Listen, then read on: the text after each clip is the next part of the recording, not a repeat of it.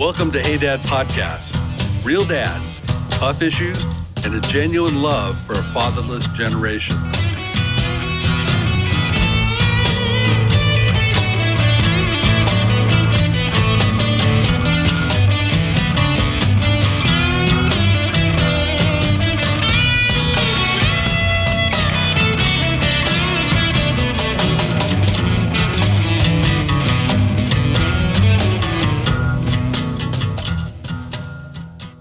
Hey, this is... Clap it in again. Hey, welcome to the Hey Dad Podcast. We're regular dads. This is Rick Rivera. I'm Chris Lawler. We're missing our third compadre. He hasn't stuck in traffic, but we're going to roll it anyway. Yeah. LA traffic. It's honest. We made this show because our heart is for the fatherless generation that we're growing up amongst.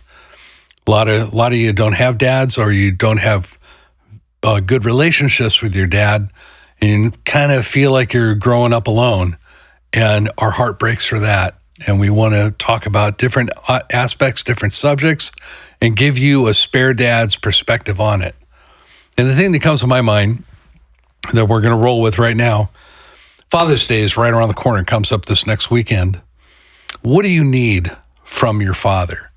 Do you have a good idea that what would really make the difference in your life coming from your dad? If you have a dad, and if you are a father, how do you know that you're really answering all the needs of your kids? And you're not piling up a bunch of resent that's going to bust out when they get to be adults about how you didn't do this, didn't do that, left them out hanging in the wind. So we're going to talk a little bit about that. I think that's great because when you figure out what you need in a father, you figure out what you need to be as a father. Right. You know, because like you touched on this before the cameras went on. A lot of men fail at being a father. Actually, I think we're in a nation right now of a failure of fatherhood. Mm-hmm. You know, I mean, you look at the portions of people who are growing up without fathers in their lives, it's off the charts. Society's showing the strain of that. So I think it's a really good question to ask. You bring up a really good question. What do I need in a father? Right. And then it flips around automatically. Well, then I want to be that to something. Yeah. Well, right now in 2024, the era that we're living in America, it's hard to be a father because the archetypes that we were comfortable with, they come from the past. They're all broken down. I mean, we used to look at the father knows best examples, or Andy Griffith, you know, these wise figures that always had the right answer at the right time and always came with gentleness, but with firmness. We kind of looked at that, and at least my generation had that to study and to say, I'm going to be a dad like that somewhat. But man, that has really changed over the past couple of years. Most of the dad figures now that are presented to us are more like Bart Simpson. Yeah, or Homer Simpson, right? Yeah. You know, It's funny. I think as men, we've been challenged, and a lot of us have buckled. Yeah. Honestly. You know, I've always said this, and I have, and it sounds horrible, but understand what I'm saying. My family's mine. My wife is mine. My kids are mine. And then people can say, oh, she's her own person, and they're going to come back and all that stuff. You can already hear all the backtalk. Yeah, she has rights, and I can never trample on those rights. But what I'm trying to say is this: if she needs something, I'm gonna be the one to take care of her. If she's lonely, I'll be there for her. She's happy, I'll be there for her. I'm going to take care of her to my best of my ability, always. You're owning the responsibility. I'm owning 100% of it. It's on me. Now, there's guys out there, unfortunately, their wives went sideways, and there's nothing you can do about that. I mean, it is what that is. But as long as I'm standing in this position, I'm going to do everything I can. But here's kind of like what I love about the subject you thought of. Sometimes we don't know what that's supposed to be. Exactly. Especially if you didn't have a dad or you had a bad dad. I mean, dude, I always say this: you can't change a tire with a screwdriver. Try changing a tire with a screwdriver. Right. Most of you guys don't even know how to change tires because there's no man to teach you how to change a tire. Exactly. But you can't change a tire with a screwdriver. And I laugh at trying to get those lug nuts off with a screwdriver. But that's when, if you haven't been given the tools. Right. If you don't even know what the tools are. Exactly. So, that's why we're here, though, right? I mean, most guys will kind of look at the most obvious and tangible things, like, okay, the dad has to be the provider. That's like the most obvious thing that everybody falls to. Well, what if you're in a marriage where your wife makes twice as much as you do? And that undercuts your confidence of being the main provider. That can confuse your sense of what my role is. Right. And you don't know what to own. If you can't own that economic dominance within your family, the thing that you're putting your finger on is I'm owning the responsibility for what I contribute that nobody else can contribute. Yeah. And that's leadership. That's, we're Christians. So a lot of this falls to us in a spiritual way, not just in practical ways. Right. But certainly not without its practical ways. Right. We take responsibility to bring our family to the Lord in prayer and ask for what we can't possibly provide. Right. But we can see because of our leadership position. I've got a handicapped son. James, he's not here today. He's with his mom. And thank God he's with his mom. Thank God he has a mom to be with. Yeah. There's a lot of times I don't know what to do with that kid. I have no clue, He's not like any other kid. He talks to my feet. He relates to my foot like it's a person and makes it dance. And how do you deal with somebody who thinks that way? He calls me on his hand. Yeah. He punches in on his palm, and that's his cell phone. A lot of his inner dialogue comes through his conversations with people on his hand. So, okay, where is that in the book? What chapter is that in the manual? Exactly. So as a dad, I'm often puzzled, like, what do I give this boy? What does he need from me as a father? That's a profound question coming from you and your situation. Yeah. Yes, so out of the box, man. Yeah, my answer to that, and it's a very incomplete and imperfect answer, is number one, I need to be there. Yeah. I got to be there for him. Yeah. Now, I have a job. My job takes me away from him. I'm away from him right this moment. But most of the time, for him, he's autistic. He likes to be with me. When he's within my presence, he's at peace. For the most part, unless we're at a men's Bible study and he's yelling at everybody. He spins out of control sometimes. That happens. But he's our spin out of control guy. I need to be there. Yeah, so I'm the rod that gets pushed into the reactor and slow that down. But that's the number one thing is I just got to show up. Yeah. And even if I don't know what to do, I got to show up. If I show up, something can happen. If I don't show up, nothing can happen. And he's on his own. So would you put that as the first, what you need in a dad? Yeah, I think that's number one is you got to show up. You got to show up for your kids. You got to show up for your wife. Yeah. What does that mean, showing up? Yeah. I always make the point that you can't purchase a relationship with anything other than the currency of time spent together. Yeah. You can't do it remotely. You can't do it through a text. You can't do it through letters. You got to actually physically be in the room with a person for a real relationship to grow. Right. Like, look at us, Rick. You're sitting in that chair. I'm sitting right here. We're right close proximity. I'm in your world right now, and you're in mine. Yeah. And just your presence in the world, whether you say anything else or not, is moving objects around inside of me. Yeah. It's reframing. It's throwing spotlights into shadowy corners that I can't see. And there's nothing intentional. I mean, it's just happening. Yeah. It's the dynamics, And that's what should happen with a dad. A dad with his son playing on the ground, playing with toys. Things are happening and exchanging between the two from a father to a child without any words being spoken. Right. But that doesn't mean don't speak any words. It means show up. Show up, because there's an infinite number of things that can take place. Yeah. Words being probably the weakest of them. I heard it said before that people they'll try to plan for that magical moment with their kids and they'll do that special trip, but really the magical moments just happen over time. Right. They pop up in the funniest places. Right. And the main ingredient is time together. It's funny. I always try to spend a lot of time with my kids because I worked a lot too. But I'd always want my kids to go. And they got to that age where they figured out I'm not cool and they didn't want to come. So then I started figuring, okay, what's cool to them? Okay, we'll go to that anime place, or we'll go to that anime conference, or we'll go, to a bookstore, something like that, right? So I always try to find a place that I enjoyed, but they enjoyed too, and try to meet them there. So it got a little harder when they got older. When they were younger, it was easy. They just wanted to wrestle and hang out, and we had plenty of that. But as they got older, it got a little harder. But I always wanted to make a conscious effort to be there. And who's in a better position to study what those important things are within the child than a father? Yeah. And how better to study it than to actually be there in their presence. But so many men just check out and they emotionally detached. Yeah. Why do you think that is? Well, a lot of times they start getting pushback from their sons and their daughters. As their will develops, they suddenly discover that maybe they don't want to do the same thing that my father wants to do. They don't want to go to the same church my father goes to. They don't want to go to church at all. They want to date this person, and my father hates that person. They start seeing all the things that are independent strains developing within themselves, and the role of a father starts to shift in their eyes from being somebody who is providing and enabling opportunities to somebody who is standing in the way, stopping and preventing and speaking condemnation on the directions they're choosing to go.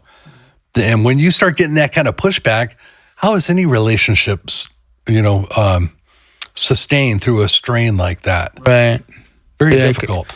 I could see that. I always try to have a balance with my kids. I fight myself though, because I do step in a little too much sometimes. I can't help it. It's out of love. I know, because we know everything. I know. I'm so secret. Damn smart, and second, I love them so much, and all this vault of experience we already have. It's like, stop. The bridge is out. The bridge is out. Don't go any further. You don't know nothing, Dad. Right over the bridge. But I really been trying to give them their space because my boys are men now. Yeah, they have families now. So I try to give them their space and only interject as needed. But it's funny that I get probably more approached by my son's friends who didn't have fathers in their lives. Right. And I love their openness, and just to have conversation or bounce it, or even this is going to sound weird. Every boy needs, or even man needs, a place to cash in his chips. And if you don't have a dad in your life, hey, Dad, check this out. Look what I did. Look at, they got nowhere to cash in their chips. Great. That's a great idea. Dude, and I've always been open to that. Oh, you got that new job? Oh, that's awesome. You got what raise? How much? Then I'll tease them. You don't deserve that much. Honestly, you should give some of that to me, some whatever. But you give them a place to cash in those chips, and that means the world to people, man. Yeah. And it means, so I trip out, like you touched on this earlier, but when the dads who just emotionally check out of their family, I think one is, dude, you're missing out on so much. Right. I mean, there's so much energy and wonderful things that come out of my boys and the kids that are their age, or young people their age, and some men, like one time my daughter she's yelling not yelling, but she's letting me and my wife have it. When my friends come over, don't start asking them a million questions. We're one of those, Oh, yeah, where do you live? What's your dad do? What are you going to go to college for? And she goes, my friends always, we said, were we bothering your friends? She goes, no, my friends love you guys. She goes, but you're not like other parents. Other parents just go to the room when we go to their house. Those parents are terrified. Is that what it is? They don't know what to do. Or maybe they have already made very bad choices and estranged the relationship. Right. Put such a strain by condemning, criticizing, being heavy-handed, powering up. Yeah. I'm the dad, and you're going to do what I tell you to, or else I'll throw you out. All those kind of things. Those kind of moves burn the bridges between generations. If you find like you're in that situation, whether a child or a father, this is what you do, okay? You pray that God would deliver the messages that are necessary to your child, even if they don't come from you. Mm-hmm. And you got to lean on the community. Yeah. Because a lot of times those kids that can't hear from you, they'll hear from another dad. Mm. They'll be open to hear what you have to say, even if you're saying the exact same thing that I was trying to say. Yeah. But they'll shut down when I'm saying it. It's true. But they'll open up to somebody else. And that's an interesting phenomena, is that God has many, many warriors.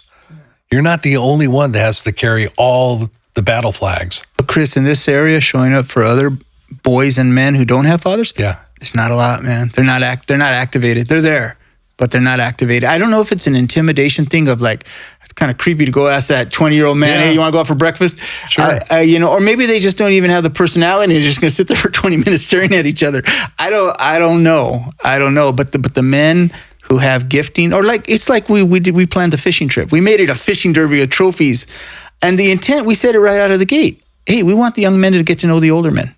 Right. That was the purest of intent. Right. Now, we threw burritos in, we threw trophies in, and it was a blast. Yeah. But even so you're not the most talkative or social guy, man, take them fishing. Man, gosh, take them shooting. I don't take the kids. Right. I've taken kids in the past shooting, young people. I stopped doing it. It's so expensive here in California. It's crazy. I'm not going without spending $200-$300, But if you're let's say you're in a reasonable state, not California, hey, go shooting. These fishing, shooting, you do those men things. Yeah. These young men are open and they're hungry for it and they love it and they have so much fun. Take them camping. Just do those things. But I'm sorry, we ran off down a rabbit hole. The first thing you said was be there, show up. Yeah. Show up. If I would think about what I wanted in a father too, I think be there would be the top of the list. And I didn't think about how to say it like that, but I think that is the truth. Be there. Show up. Number two, I would say, let me have my own identity. Like, have a relationship with me that acknowledges me.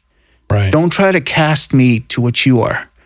Like my oldest son, he's a great boy, great man, I should say. He has kids now and everything. But when he was little, he did not want to throw the ball around.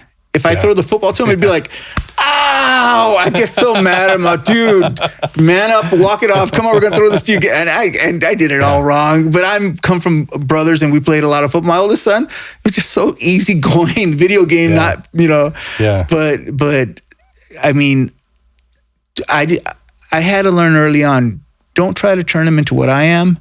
But I did expect my boys to have manly attributes. I taught them how to fight. I wanted them to know, not for any other reason than just to be able to protect themselves or confidence, But yeah, so I think I wouldn't want my dad to try to railroad me with his superior knowledge and life experience. Right. Sometimes just hear my idea out, So. Well, there's a lot of different ways to try to influence the direction your kids are going in, and being strong, powering up is probably the weakest way.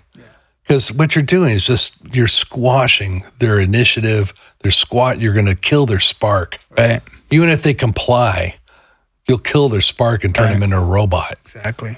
There's other ways to inspire growth. I don't advise boring them with your experiences, but another way to say that is, and this will be my number 3 suggestion, is tell your kids your life story. And not all of it, not all at once, but where it's appropriate, especially within the situation where your kids are at. Tell them what worked and tell them what failed. Show your vulnerability to your children. That was hard for me. Yeah. I never told my kids anything until they got older and asked me. And they flat out said, Dad, you don't say nothing, tell us. Yeah. And I don't know if it was shame. I can't even tell you why. It wasn't like I was trying to keep a secret. I guess there's a lot of things I didn't want to talk about to them. Like, you come from a different planet and this is a nicer planet, You don't want to hear about that stupid planet back there, Yeah. But yeah, that's interesting. They love that because it puts who you are in context for them. Yeah. Yeah. And helps them have greater understanding. Yeah. Particularly if you have had a time when you powered up and you yelled at them and screamed and you stepped over the line, man, have the heart to go back and say, you know what? That was a bad move. Yeah. And I apologize. Right. Man, the ability to a father to apologize to his children is so freaking powerful. Yeah. That unlocks chains. Yeah. And where they were kind of like getting packed in the way that they looked at you and what they expected out of you, and particularly on how they were shutting you out, building structures in their minds that would confine you to a place that just makes the money and puts food on the table and nothing else. you go and apologize and to show you your humanity and your humility, it breaks all that down. You know, as you say that, it makes me think of another one that I don't know if I've ever did or not. Talk about my failures. I've always told my boys, fail. I want you to fail. Failure, dare to fail. Fail is so healthy because it takes the stigma away of, I can't fail, you know? Right. But I don't know if I've ever shared my failures with my boys. I can't think now if I have or not. I'm going to go back and check. Man. I'm overdue. Turns back, they're there. You failed to talk about your failures. No, but even try this. You asked a girl out and she said no. Yeah. But it gives them permission. Okay, got it. Yeah, Dad failed. I could fail. You know? You do that. You reveal your weaknesses and where you failed. And then if you do that and they're fascinated, then you can tell them what you learned from that. Exactly. Because you learn from failures. You don't learn from successes. Yeah. You just try to repeat your successes. It's true. But when you fail, that opens doors to other thoughts and other ideas. Right. So being vulnerable to your children is a third way that you can really have a great impact on them. Wouldn't that be like honesty or transparency? Be honest, huh? Yeah. You know? Yeah. Be honest, be transparent. Don't get hung up in promoting an image of who you think that they should think you are. Like my dad, he was from the old school. I grew up when I was a kid, from my 6, 7, 8 years old all the way to 12 years old, right in there. That was right in the mid 60s. With all that crap happening in the middle 60s, the free love, the hippie movement, the war, all that stuff was going on. And my dad was trying to emulate a version of fatherhood that he understood. And that was John Wayne. And guys that never say anything, they just do the job, turn around and swagger off. Yeah. Wanting and demanding that kind of respect, thinking that I as his son would just be in awe of this powerful and majestic man that came in long enough to say, fine, and then turn around and left. And I should be able to feast on that one word of encouragement. Right. This is stuck in his head. Right. He thought this is the way a dad ought to be.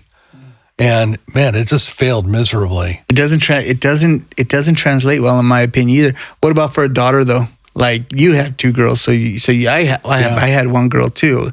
And I was raised with boys by a tomboy grandmother. So femininity and man, that was just so foreign to me. Yeah. But what would you say? What would you suggest? Like, how do you show love? What does a girl need in a father? It's hard to say from men's perspectives, but give you your best shot. For one, I empathize with how difficult that puzzle is, because when your daughter is little, like before 7, 8 years old and younger, they're just a kid. You're in a kid zone that is unisex, that is just all about toys and playing.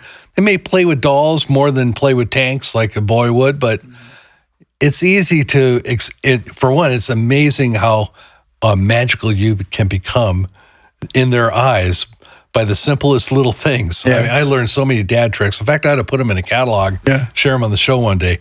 But like my daughter, I would go out on the front line and say, come here, look at this. And I had the hose, and I put my thumb on the hose and create a spray. And so I said, look at that. And it would spray up in the sunshine, and it would show a rainbow in the sun. And I would position her just right where we were both looking at that rainbow and say, look where that rainbow comes down. Go look over there. The leprechaun leaves gold.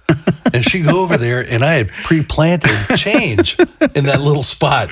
Yeah. And she found us like, oh my God. The whole rest of the afternoon, she's squirting that hose and chasing that rainbow to try to find the treasure. So, I had so much fun. I pulled so many stunts like that and had fun with her that way. But then they get a little bit older, and the gears shift, and they start becoming a woman larva. Yeah. They change. Yeah. They start wanting more complicated things. And it's kind of a danger zone for a lot of men, because a lot of men, not only is your daughter becoming a young woman, she's entering a zone that in my world, women mean a different thing than what they were here. Mm. And it's complicated. It's like, now I don't know how to be with you. I don't know how to hug you. I don't know what's appropriate, what's not appropriate.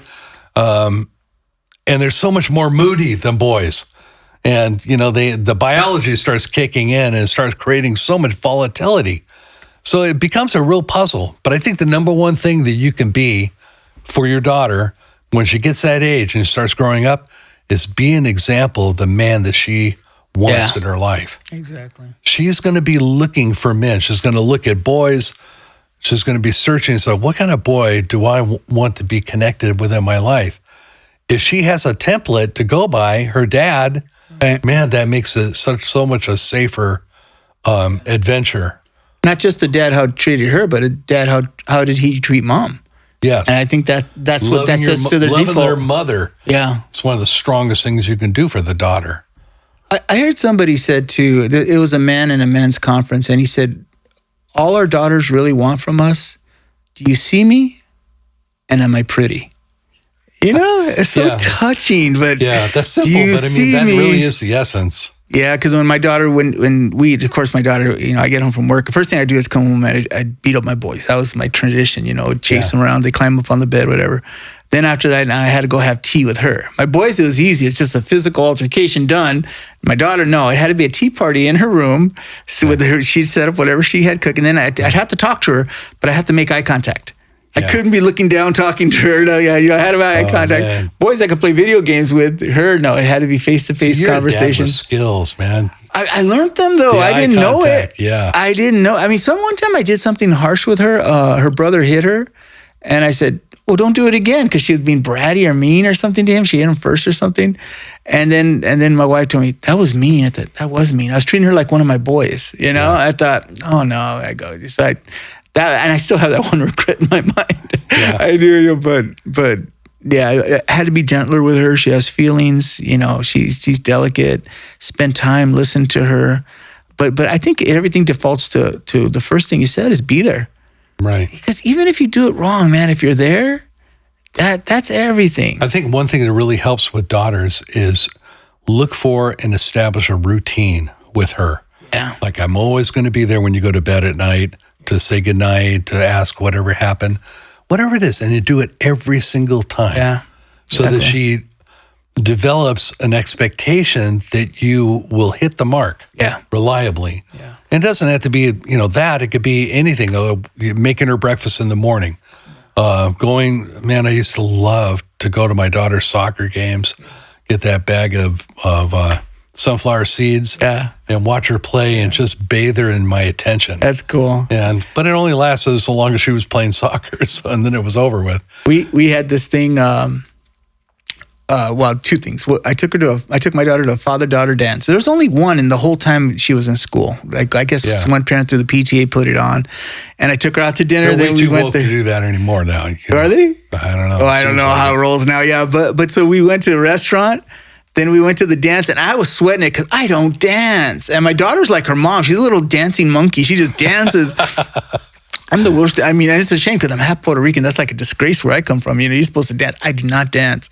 So I'm dreading going, I'm going to look like a fool on the dance floor. So I get there, and here's all these goofy dads, and they look so silly. I thought, I could do what these guys are doing. Okay, right out the bat. Right here. You just stay right here. That's you. Yeah, exactly. Yeah. And then they were all doing it, so it made it okay. But other than that, too, I used to do this with all my kids. We used to call it King of Mexico. And it meant two things. It meant usually that we're going to the swap meet, and what made it not going to the swap meet, what made it King of Mexico was I gave them each $20 to blow. So you say King of Mexico, everyone, we're going to the swap meet, and they get all excited. That's awesome. The other one was yard sailing, we'd call it, where same thing. I'd give them $20 and we'd go to we'd drive yard sales. And it'd come home with so much junk, useless junk. But those routines, they build a bonding, they build memories. Yeah. And more than anything, they teach your daughters who to look for in a man. Exactly. Yeah. How does she see me argue? She always saw me as respectful to people, respectful of women, like the things that, the unspoken stuff, just be there and watch us, But I think that's so important. Yeah. And the kids grow up so fast. And I want to say this to the men out there. I know how tired you are. I get it, man. I know you got the weight of the world on your shoulders.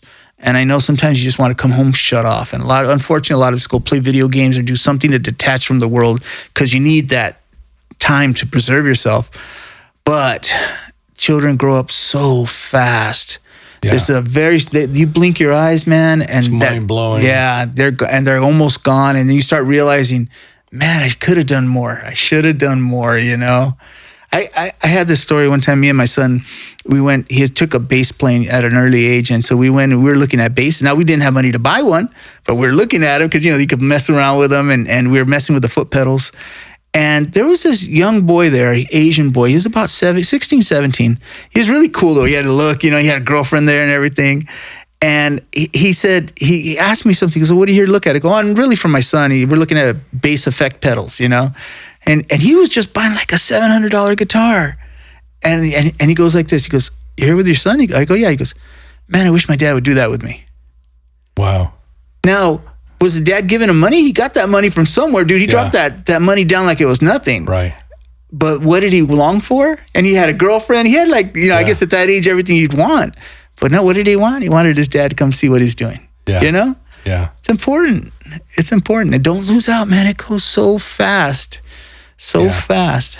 Yeah. So when my daughter got to be a junior in high school, I just had an inspiration. I decided to take her on a weekend trip away, just her and I. And we went up to Hearst Castle, stayed in a little town, Cambria. Yeah, Cambria. Right there on the coast. And just freeballing it. I mean, just kind of just going wherever. And in that trip, we drove up through Santa Barbara into Buellton and saw the ostrich farm. I mean, all these odd things kept popping up. Mm-hmm. And we made so many thick memories on that trip. Yeah. We saw zebras, wild zebras running around on Hearst Ranch. Oh, cool is that? The old zoo was there. And then, of course, seeing Hearst Castle. And then we went down to in Cambria, we saw a dinner theater show that night. She got inspired and became an actress for the last year. Oh, is that how she got into that? Okay, yeah. Yeah, and she actually became really good and won an area-wide high school competition, kind of like an Oscars for high school, as an actress.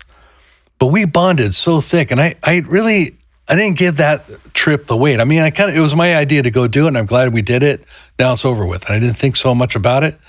When she got home, she made this little memory box full of little trinkets and little like pictures of the zebra and a picture of an ostrich and all little things that she saw. She enshrined that memory. Wow. The way a girl will do. Yeah, exactly. And I'm so glad that I took the initiative to do that. Yeah. An opportunity like that will slide past you like a curveball coming across home plate. Oh. And you'll miss it. Don't let that opportunity get away. Yeah.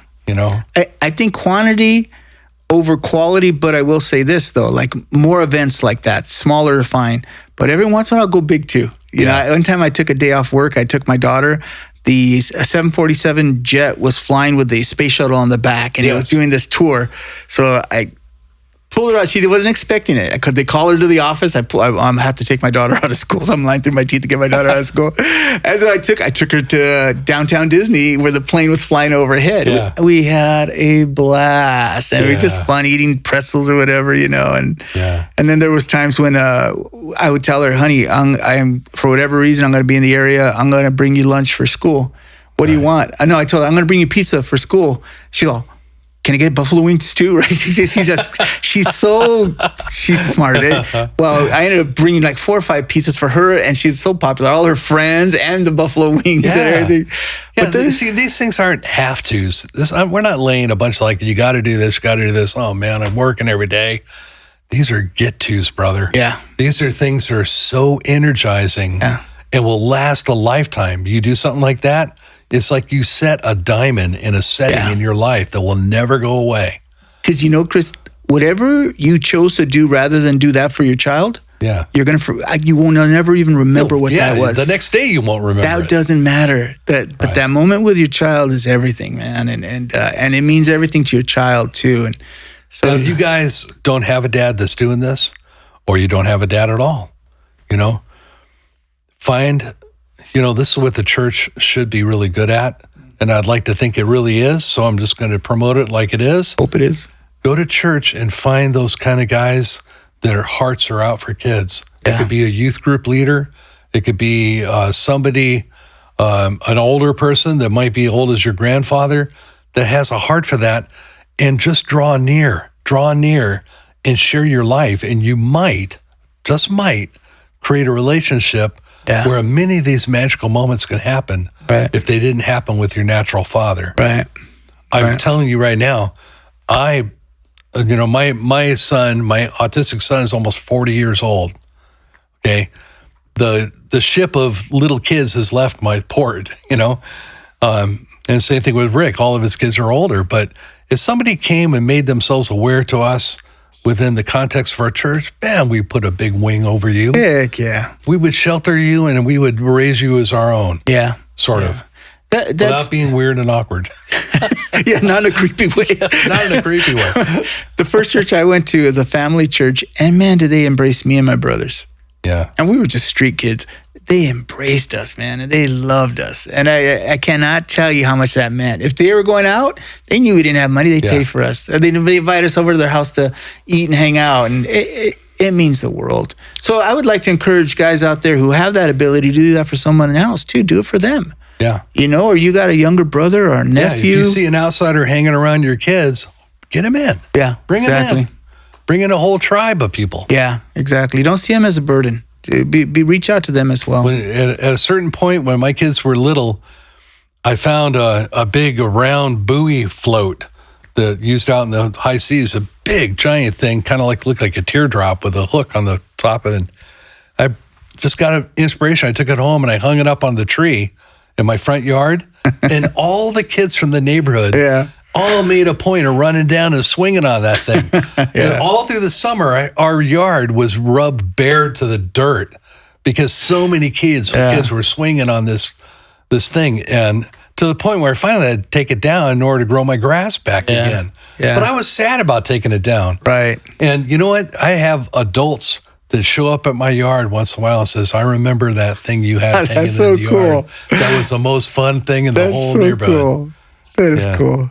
So don't miss the opportunity. Don't miss the opportunity, man. Love you dads that are dads out there, Father's Day is coming, and I pray that God just blesses you on Father's Day, and he opens you like a fisherman's tackle box and releases all your colorful gifts, all your odd, quirky gifts, and releases your heart to your children and to any children that need the touch of your heart.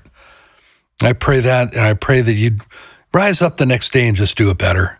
That's what I'm doing. That's what Rick's doing. And that you want to be part of our tribe, that's what we expect you to do every day. Just do it better. In the name of Jesus. In Jesus we pray. Amen. Amen. All right. God bless you guys. We'll see you next time. All right.